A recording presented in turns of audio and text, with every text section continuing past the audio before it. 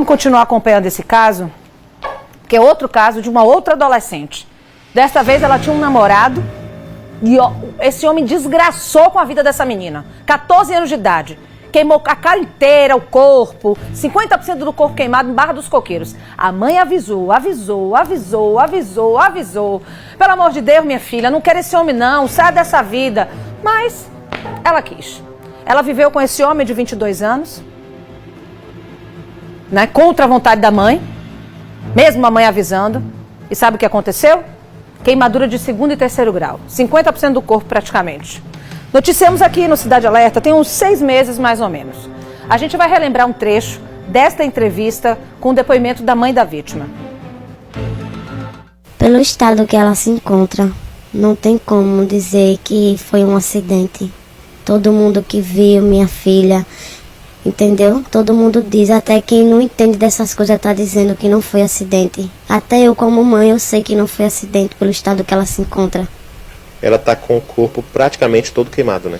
Isso, ela tá com o corpo praticamente todo queimado. Braço, coxa, as costas, o pescoço, tá tudo. O suspeito seria o companheiro dela? Isso, seria o companheiro dela. Por que a senhora acredita que é ele? Porque já vinha tido muitas coisas, entendeu? Muitas brigas, muitas agressões, entendeu?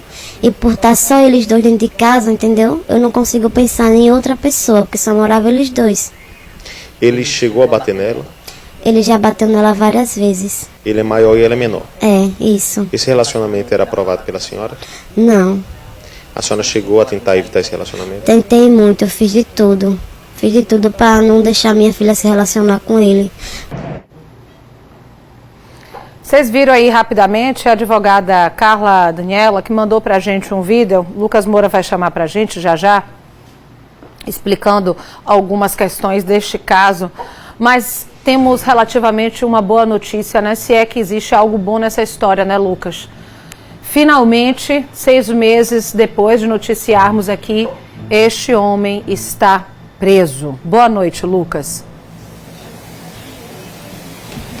Boa noite, Mariana, a você. Boa noite também a todos que nos acompanham. É de fato um caso extremamente revoltante. Um caso que revoltou a todos. Eu lembro que à época eu conversei com a mãe da Larissa, a Luana.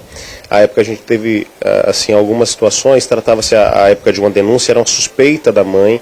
A mãe suspeitava de que se tratava de uma tentativa de feminicídio, mas até aquele momento era apenas o instinto materno que estava no coração dela. Hoje nós temos, de fato, uma investigação em andamento, um processo que deve se encaminhar e algo muito mais sólido. A polícia trabalha, de fato, com essa ideia de que foi ele, foi uma tentativa de feminicídio praticada por ele, tanto é que ele está preso. Essa é a informação que nós temos. A dona Luana agora sim conversa conosco, né, dona Luana, trazendo a informação para a gente, agora podendo conversar conosco, olhando para todo mundo e conversando aqui e dizendo, né, dona Luana, pelo que a gente percebe, a senhora estava certa. O instinto materno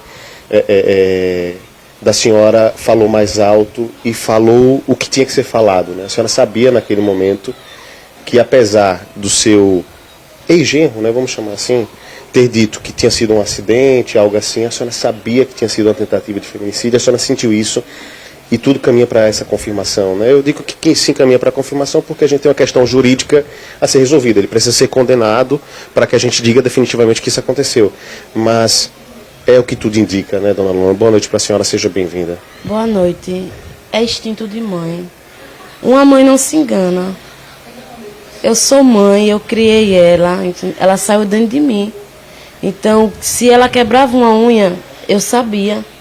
Então, naquela hora que eu vi, eu não pensei em acidente. Não, na minha mente não foi acidente. Todo mundo dizia, não foi acidente. Eu digo, não foi acidente. Isso foi ele.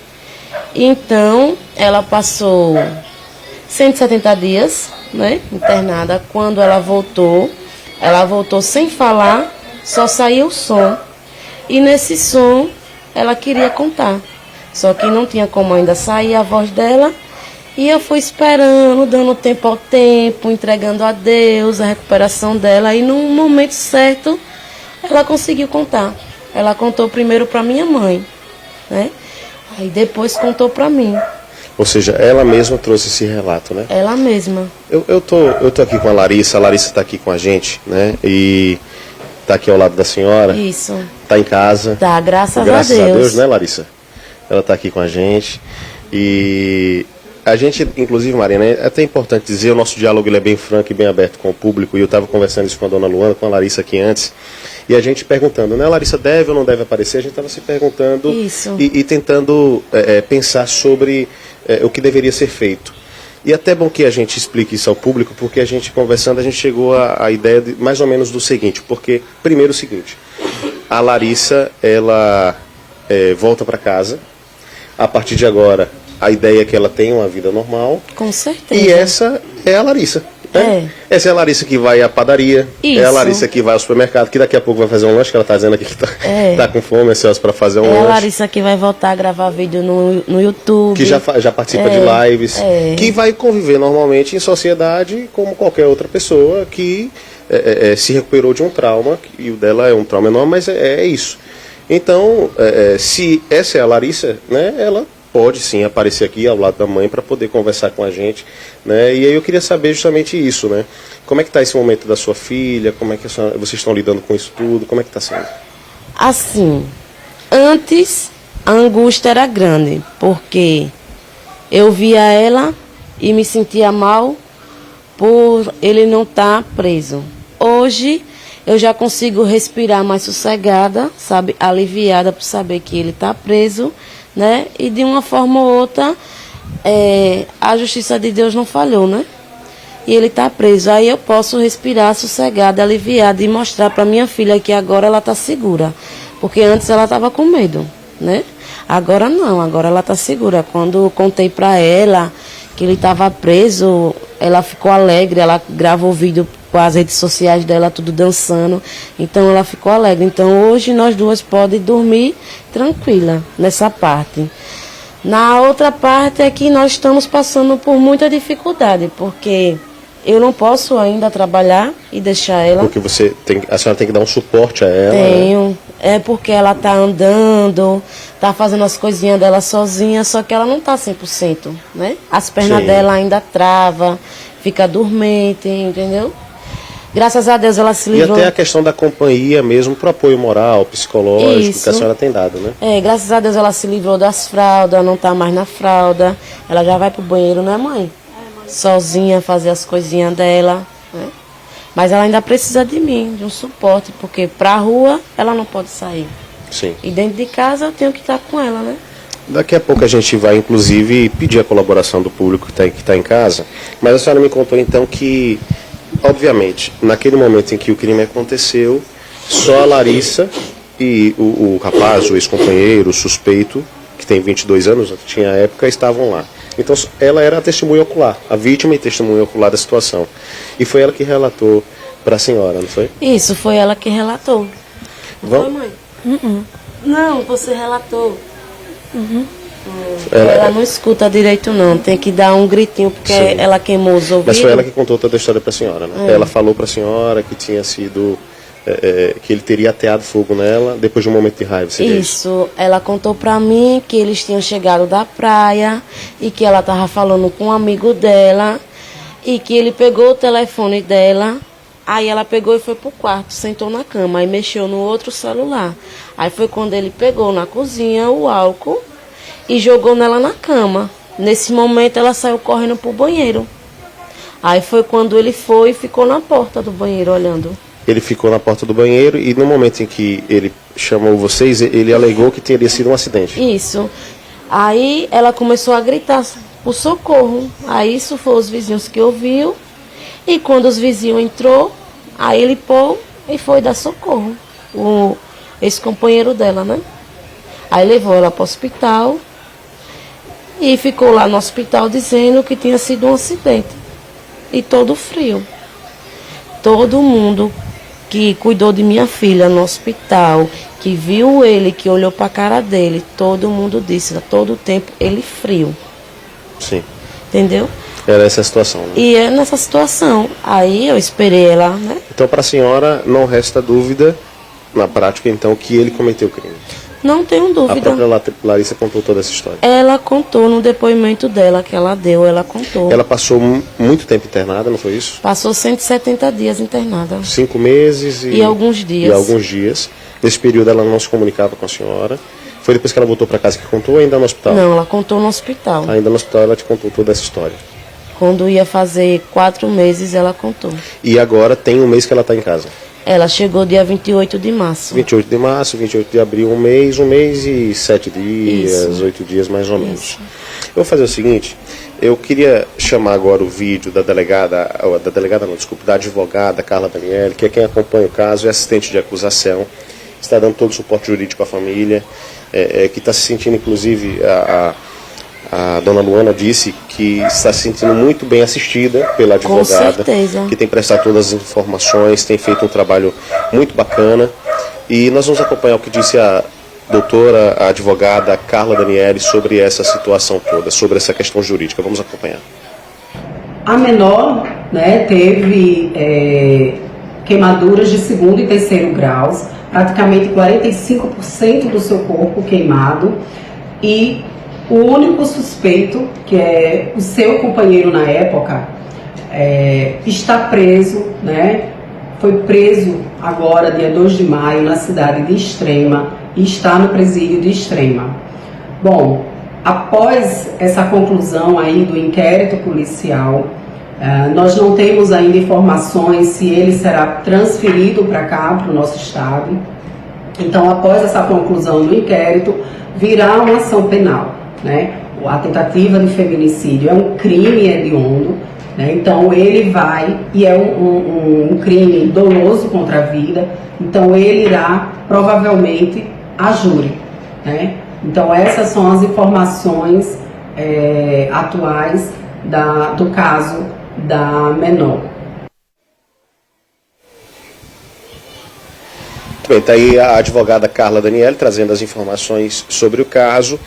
E antes de falarmos especificamente sobre a questão do crime, a senhora já mencionava aqui para a gente essa situação de que nesse momento vocês estão precisando de ajuda, né? Isso. Ela voltou, só que volta com alguns cuidados, ainda tem medicamentos que precisam ser utilizados, né, para algumas feridas que não cicatrizaram totalmente, né, tem a questão da alimentação também que é específica, enfim, uma série de cuidados, né? Seria importante, por exemplo, que o pessoal de casa contribuísse de alguma forma para a senhora? E de que forma seria importante? Seria, porque eu moro de aluguel, eu tenho água, luz para pagar, tenho um aluguel, tenho as despesas também que ela come, né? Ela toma suco, come fruta e toda hora ela come, toda hora tem que ter alguma coisa para ela comer. E sem ajuda financeira eu não consigo dar conta. Até porque a senhora está sem trabalhar para cuidar dela. Eu estou sem trabalhar. E uma informação aqui, na verdade eu nem tinha perguntado se eu posso falar sobre isso, mas inclusive o seu companheiro, diante de toda a situação do que aconteceu, também acabou ficando desempregado, não foi? Isso, ele teve que ficar desempregado porque eu tenho mais 2 pequenos e se ele ficasse trabalhando, quem ia tomar conta dos outros 2? E como é que eu ia dar assistência à minha filha no hospital? Então ele fez o papel de pai. Ele largou a vida dele para viver a minha, para tomar conta dela e tomar conta dos irmãos. É uma família que toda se empenhou em torno de uma situação, de uma dificuldade, vocês estão superando juntos. Isso. Mas com a ajuda de quem está em casa, isso ficará muito mais fácil. Com a ajuda de vocês que estão em casa, a vida de nós 5 vai ficar muito mais fácil.